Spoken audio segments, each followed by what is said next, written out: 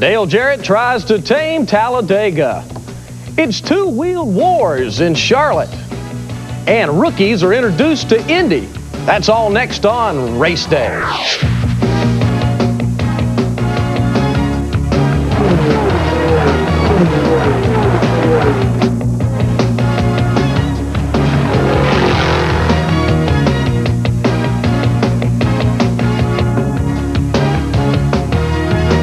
And good morning, everybody. I'm Pat Patterson. We got a lot to talk about, so let's get right to it. Today is the second leg of the Winston Million in NASCAR action down in Talladega. Back in February, Dale Jarrett got a leg up on everyone else for that seven-figure bonus by winning the Daytona 500. Now, a couple of days ago, we talked to the Chevy driver about winning the million.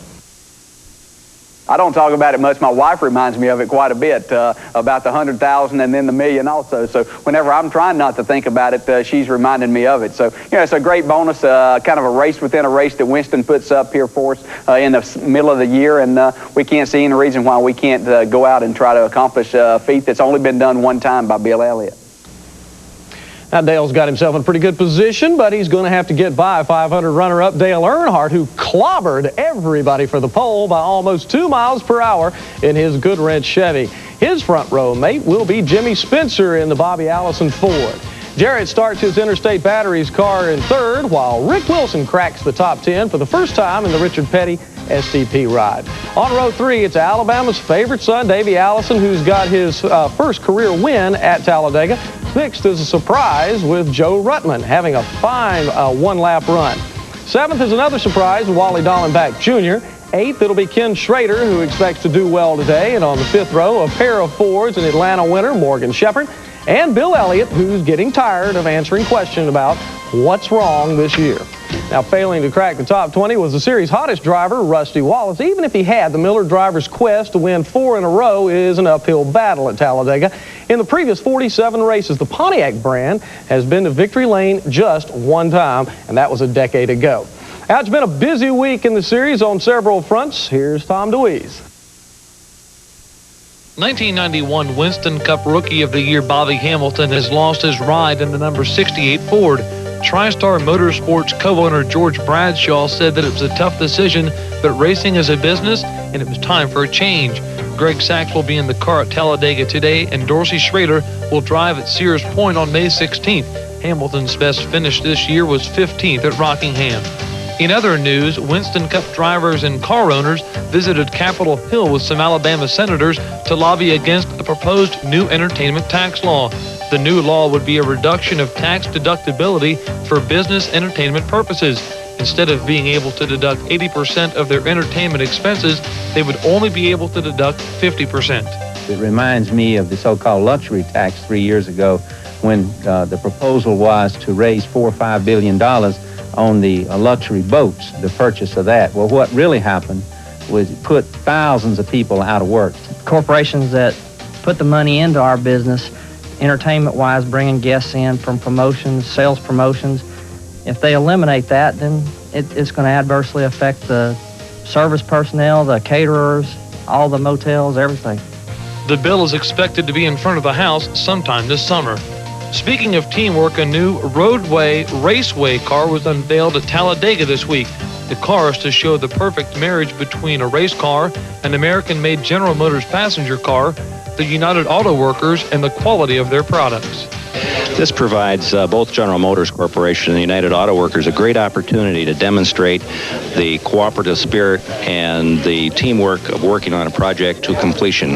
And this is obviously one of the ultimate things that GM and the UAW can do. Richard Petty's Pontiac was chosen for the replica because both GM and UAW felt that the King and all of his success were the ultimate symbols of teamwork. All right, thanks, Tom. Now, Mark Allen has been following the progress on the sale of the late Alan Kulwicki's race team. Here's the latest. The bidding war for the Alan Kulwicki team has separated the contenders from the pretenders. Sources close to the situation tell Raceday that current Winston Cup driver Jeff Bodine has made the only firm proposal from anyone currently in racing. That seals it, right? Maybe not. PGA Tour professional Payne Stewart put a proposal in team administrator Felix Sabata's hands Thursday in Talladega. Those are the only 2 received so far, but 2 more are expected shortly. Whoever gets the team will have to keep it intact at least through this year. The sale could be finalized within 10 days. In another announcement Friday regarding the team's immediate future, Tommy Kendall gets the ride next weekend in Sears Point. He's a strong road racer who has contended there in the past. Sabates and Roger Penske are backing the car. During the Winston and the Coca-Cola 600, Payne's sponsorship will be on the Ford. And finally, Jimmy Hensley will be behind the wheel for those 2 events. This is Mark Allen reporting for Race Day. And naturally, we'll keep following that story for you. Now, when we come back, AMA Road Racing, but first, here's the rest of today's Winston 500 starting grid. Don't go away.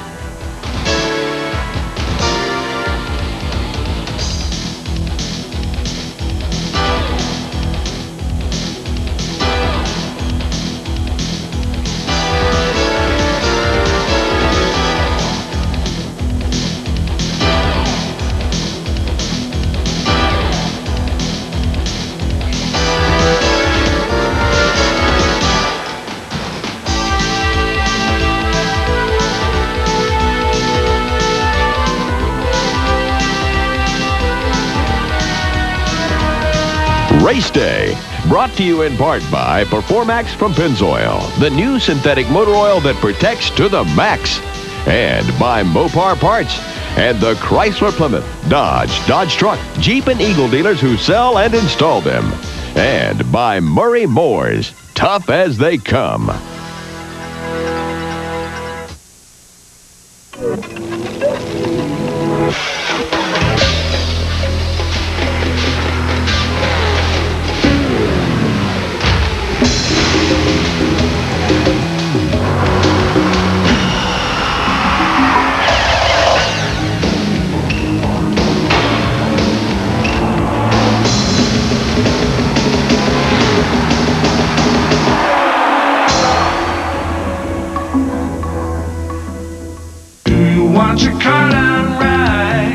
If you want your car done right, bring it to Jiffy Lube and ask for Pennzoil. This year, millions of people will rely on the quality of Pennzoil and the confidence of the Jiffy Lube pledge of customer satisfaction. Everybody says they'll do the job right, but at Jiffy Lube, we guarantee it. We got experience at Jiffy Lube. Jiffy Lube, America's favorite oil change. More and more Americans are discovering that if they spend half of what some other top brands cost, they can buy a Murray, the best quality mower for the money. It's backed by a 2-year warranty and over 8,000 service dealers. That's made Murray the #1 seller in America. And for the price, one tough, dependable mower. From walk-behinds to riders, even a complete line of mulches, Murray is always tough as they come. We've had Old Blaze for 16 years. I mean, this Old Blaze. My husband uses it for all of his hunting and fishing trips. He and the dog absolutely love that car. Someday, when even AC Delco Parts can't keep it going, we'll just park it out back so he and the dog can sit in it and reminisce. AC Delco Parts. It's like buying time. Now through May 15th, get started with up to $14 cash back on Delco Freedom batteries.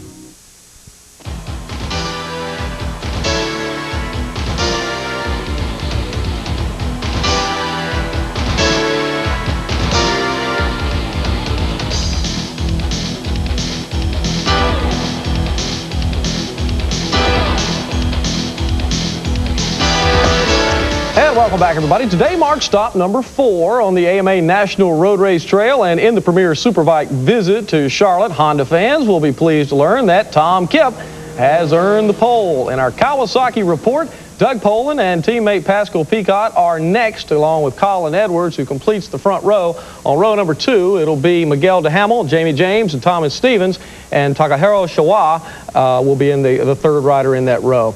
Now, 2 riders who figure to do very well this afternoon are Ducati-mounted Doug Polen and Kawasaki's Miguel Duhamel. Tom DeWeese talked with both yesterday. Thanks, Pat. We're here at the Charlotte Motor Speedway with 2 of the front runners in the AMA Road Racing, Doug Polen and Miguel Duhamel. And Doug, basically, what do you think about the season so far? You're out front, you're running well, but as you know, a point lead in this race doesn't mean much. No, it doesn't. The way they have the formula set up this year for points, it pays dividends to finish races more so than it does to actually win all the races. If I win all the races and I DNF 2 of them, a guy who finishes 3rd or 4th or 5th can win the series. So it's real critical. But so far, we've had a good start to the year. One of the guys that's behind you in the points race is Miguel Duhamel. Miguel, can you catch this guy? Yeah, if he slows down. No, the point of the game is for us is to get our bike working right. We're concerned with Doug, how fast he's going. He's been going real fast now for 2 years. Been world champion twice in a row. So, and I'm a new guy on the Kawasaki team. So we're really just working. We're concentrating our efforts on getting to speed. And at Laguna we're up to speed, and here we're a lot less back than we were. At Phoenix we're like almost 3 seconds off pole for a while, and today we're like just a few tenths off. So that's now we're starting to get closer to Doug. And both of you guys share a similar trait this year in the fact that both of you were absent from the scene last year, and the last time you raced here was 2 years ago. So what about the absence? Is it easy to get back into it this year? Well, it's not quite like I remember it. The banking's rougher and some stuff like that, but yeah, it's easy to get into the rhythm. Like the Kawasaki Muzzy team, they make such a great job, but it makes it my job a bit easier to get used to the track and just concentrate on getting through the chicanes and jumping a couple of those bumps and trying to make the best out of it. Okay, and as you know, Pat, each and every race counts a bunch this year, so the Charlotte race will count equally as much. And it should be a great show out at the Speedway today. Thanks very much, Tom. Thanks, guys. All right, riders in all classes at Charlotte Motor Speedway will be breathing a bit easier today thanks to a course change made Friday. Last year, a rider was killed here, so in response, a chicane was added to slow the speeds down a bit as riders go through the track's bankings. Now, 12 riders had high hopes at Charlotte Motor Speedway Oval, but number 44, Chris Kaiser, seemed to be most likely to carry away the win. In the waning laps, number 38, Brian Tilson, abused his tires but closed and was able to overtake the Rotex-mounted opponent. From there, the Lacona, New Hampshire rider inched away for the win, while Charlie Orr made a last-turn pass to take second. In the finishing order, Robert Lewis also got by to take third, with Kaiser fourth and Eric Graybeard finishing fifth. All right, up next, Nigel goes under the knife when race day continues.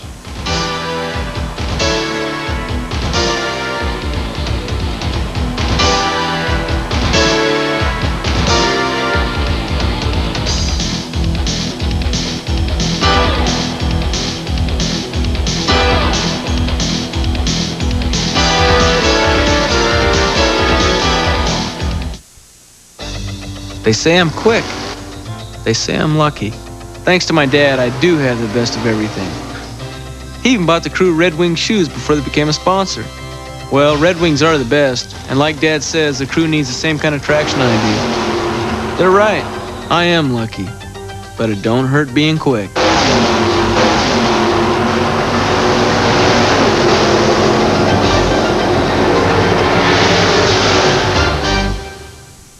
For those who like to spend lots of time and effort cleaning, shining, and protecting your tires, this is going to be difficult to watch.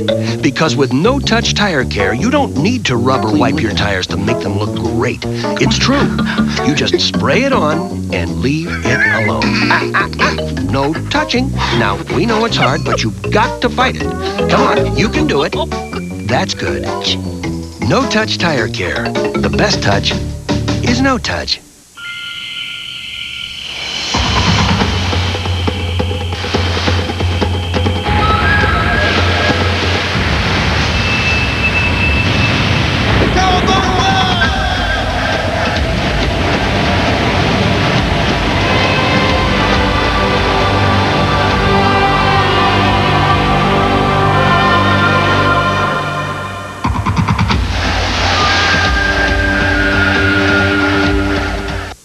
On May 24th, 1992, the top three finishers at the Indianapolis 500, including the winner, Al Unser Jr., all used one particular brand of motor oil. Was it coincidence?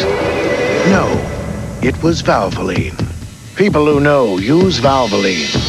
And now the only thing going faster than an Indy car is a case of quality Valvoline motor oil. Because when you buy a case, you'll save $2.40. It's the Valvoline Indy Winter Sale.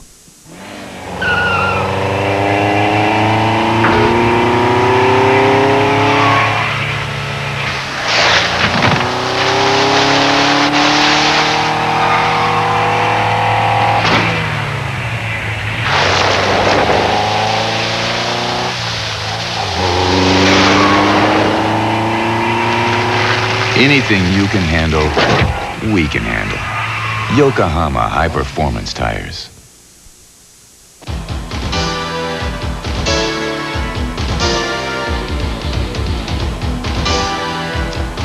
Welcome back live to Race Day, everybody. This weekend, IndyCar rookies are at the Indianapolis Motor Speedway going through the rookie orientation. But there is one notable absentee. Nigel Mansell is home recuperating from back surgery last Wednesday. It seems his Phoenix crash caused an injury to tissue in his lower back. He is expected to be back in plenty of time for pole qualifying and will take his rookie test during the time practice, but other rookies are getting their laps in right now.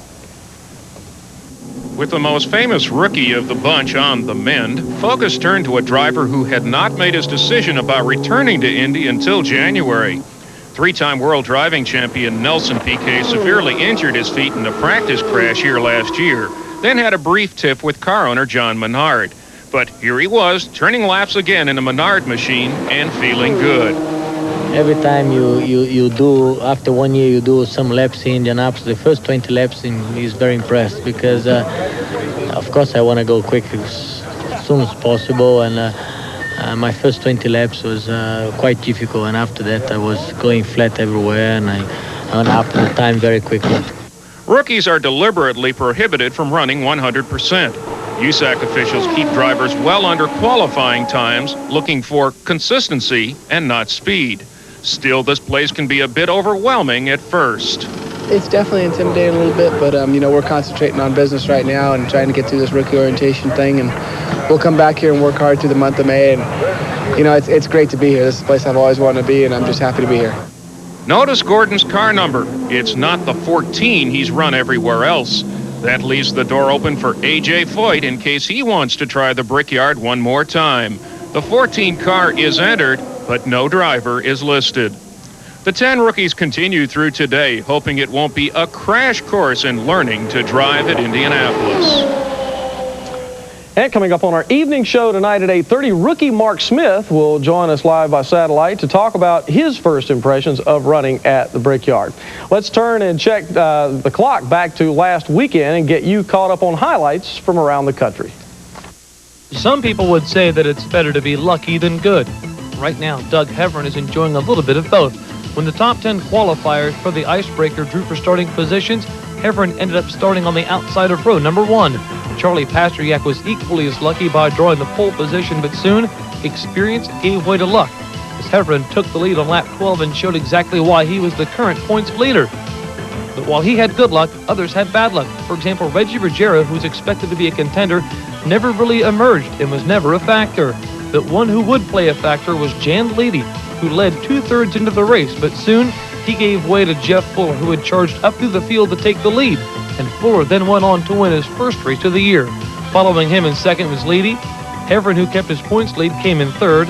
Steve Park came in fourth, and Jeff's brother Rick Fuller came in fifth. In nearby Lee, New Hampshire, the Busch Grand National North was finally starting their '93 season, with Dick McCabe coming in ready to defend his title.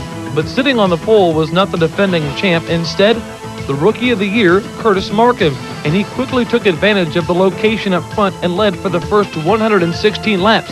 But then, on lap 117, the rookie was passed by a veteran, Dale Shaw, who hung on to win his 7th career Busch Grand National North race. Tony Hirschman followed in second, the defending champ McCabe was third, Stub Fadden was fourth, and Bob Dragon was fifth. In another season opener, we turn our attention to the Knoxville Raceway in Knoxville, Iowa, for the beginning of their 40th season. And in all those years of racing, the race they had this past weekend, the people say may have been one of the best of all time. Rick Logan in the number 47 led early on, but after the second lap, Danny Smith took the lead and held on halfway through the race. Then on lap 13, a scary wreck down the straightaway brought the red flag on as Dennis Moore was taken off in an ambulance. Off the restart, Dan Lasowski, yes, a very familiar name in sprint car racing, took the lead, but he then surrendered it to number 27, Terry McCarl. A late caution flag on the last lap turned it into a sprint for the checkers, and Lasowski won the battle on the backstretch and held on across the line to win the race. McCarl came in second, Danny Smith third, fourth was Lee Brewer Jr., and Jamie Moyle came in fifth. On the water, the IHBA was running in Bakersfield, California for round 3 of the West Coast Nationals, and in the finals of the Top Fuel Hydro, it was Ron Braxma up against Dave Prominence. At Prominence, red lighted, and Braxma had the easy win. Earlier in qualifying, Braxma set a new course record by going 222.22 miles an hour. Doggo Way coming up next, the high cost of racing at Talladega when race day continues.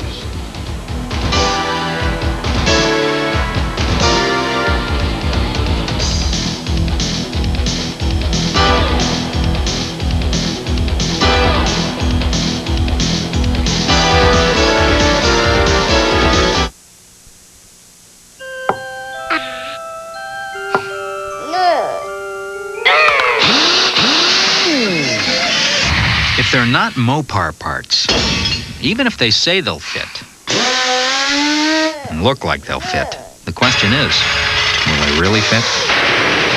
Mopar, the only parts made precisely for Chrysler Corporation vehicles, installed by the dealer. It's the only way to be sure. For Mopar parts and service, see your local Chrysler Corporation dealer.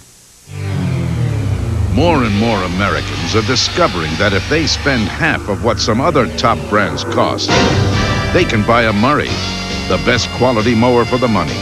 It's backed by a 2-year warranty and over 8,000 service dealers. That's made Murray the #1 seller in America. And for the price, one tough, dependable mower. From walk-behinds to riders, even a complete line of mulches, Murray is always tough as they come. Why use Valvoline motor oil? It's the #1 choice of Indy 500 chief mechanics, Daytona 500 chief mechanics, NHRA mechanics, and Baja 1000 mechanics. For use in their race cars and in their own cars. Any more questions? People who know use Valvoline. At 180 miles an hour, Darrell Waltrip can't afford a bad part. Ouch, man, that hurt. Like you, I need quality parts at the right price. And at Western Auto, we guarantee it. You'll find thousands of top name brand parts, all backed by Western Auto's unbeatable everyday low price guarantee. Right? Right, DW. Pick up AC oil filters at Western Auto's unbeatable low price every day. AC oil filter. It's like buying time. The right parts, unbeatable low prices. At Western Auto, we guarantee it. Right, DW. Race Day, brought to you in part by Mopar Parts and the Chrysler Plymouth, Dodge, Dodge Truck, Jeep, and Eagle dealers who sell and install them. And welcome back, everybody. You know the expression, records are made to be broken? Well, Dale Earnhardt's pole speed for today's Winston 500 is 20 miles per hour below Bill Elliott's all-time NASCAR record of 2:12 and change, set back in 1987. That was the last year before the advent of the carburetor restrictor plates, and if any speed record looks safe, that one sure does. But even 6 years after the introduction of the restrictor plates, they still cause grumbles among engine builders and fans. Racing look to rewrite the record book each time they take to the track. NASCAR continues to live within its limitations.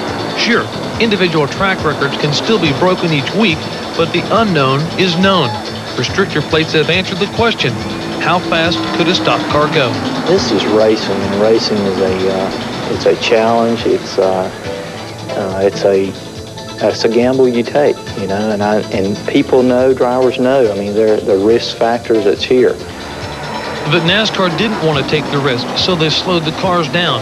And now each year the different teams spend endless hours and a good portion of their budgets searching for the answer and trying to get the edge within the restrictions. Restrictor plate engines are somewhat a breed of their own. It's taught us a lot of new development and things about engines, but it's something new and challenging every day to deal with and work with. It may be a learning experience, but do the ends justify the means? All of this for just 4 races a year. It depends on who you talk to. The winners say yes, the losers say no. But they all share the same goal, the search for speed and success inside their engine shops. Robert Yates, the owner of the number 28 Haviland Texaco Ford, thinks the search for success rests with NASCAR and that they should control the speed by changing the cars, not restricting them. We're race cars, not race airplanes, and we need to keep them on the ground. And in order to do that, the first thing to do is take the energy out of them, take the speed out. Now they're working on aerodynamics. You know, the direction we need to go is lighter cars, bigger brakes, you know, and smaller cubic inch engines. basically what NASCAR needs is something in a downsized engine that's 250 or greater horsepower less than what we presently have.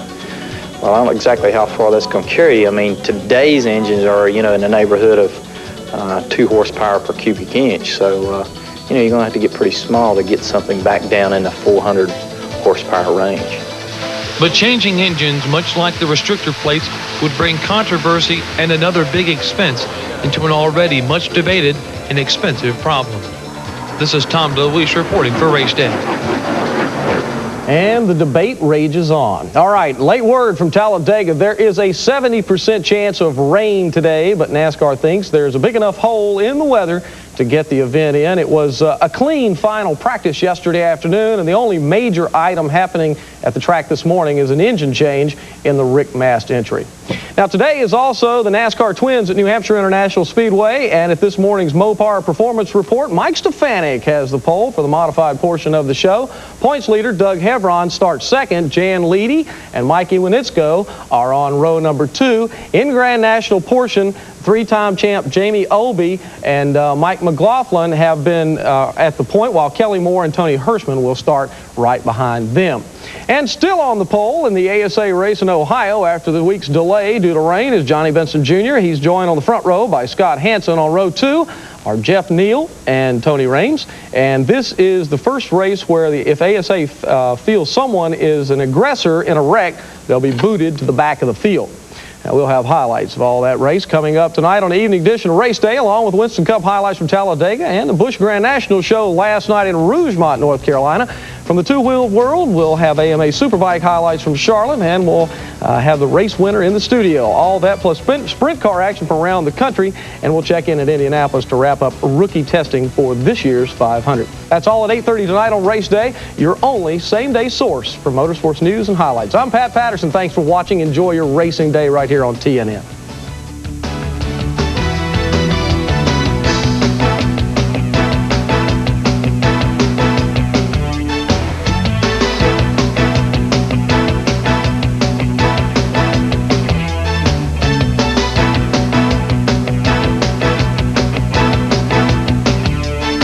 Communications provided by Racing Electronics, the official communications of Race Day. For a free catalog, call 1-800-272-7111. Equipment transportation provided by Isuzu Trucks, the #1 selling low-cab forward truck in America. You'll get more payload, better maneuverability, and lower cost with an Isuzu truck. And by Featherlight Trailers, the official trailer of NASCAR and major sponsor of the NHRA. Remember to call Featherlight for all your trailer needs at 1-800-800-1230.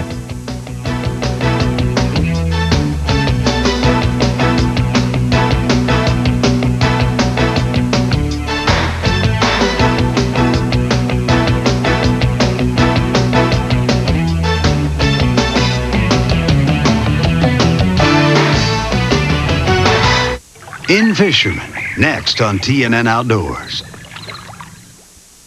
Next Sunday live on TNN Motorsports. New teams, new colors, and new challenges that set the tone for an exciting ASA season. So, has Mike Eddy adopted another famous Mr. Goodwrench reputation? Jay Sutter might think so.